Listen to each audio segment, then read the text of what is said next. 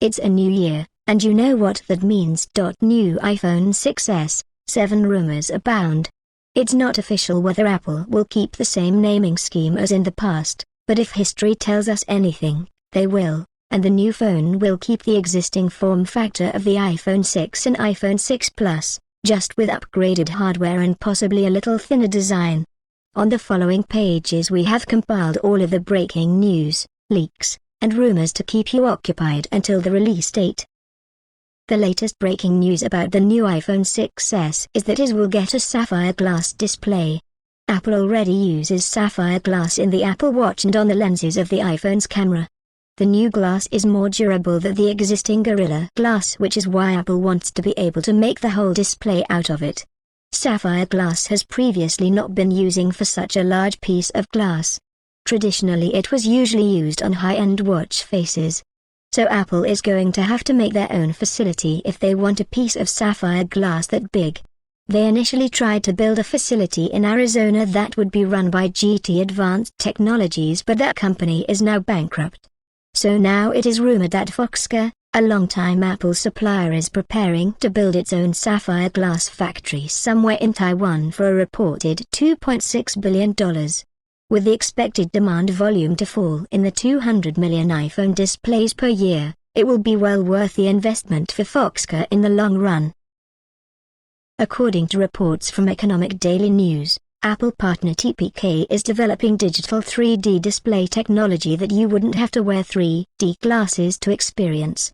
This would be a major game changer and would change the digital device experience as we know it. Imagine the movie and gaming experience in 3D in the palm of your hand.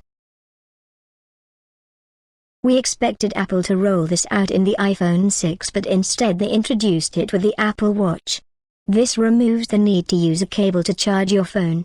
A much-needed feature, as the dreaded lightning cable seems to stop working every few months, requiring you to have extras on hand or not be able to charge your phone.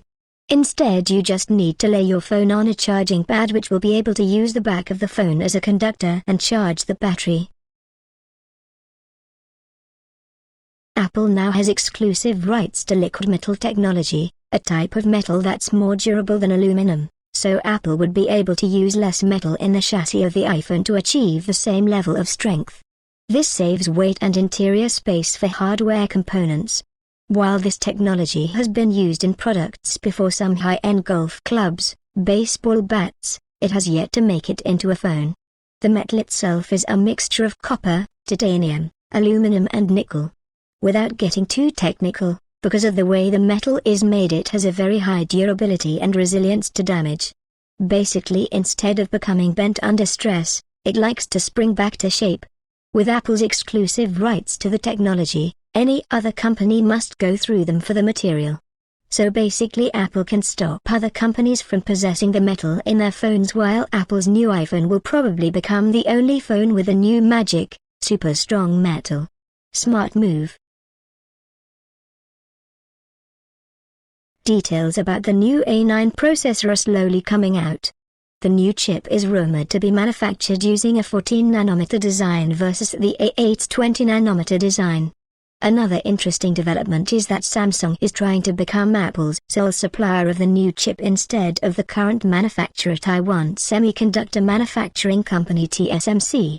In order to win the order, Samsung has reportedly put in much lower pricing bids for making the new chips in order to steal the order. As of yet, a decision hasn't been made by Apple on which company it will go with. We will keep you updated on any further specs that get leaked.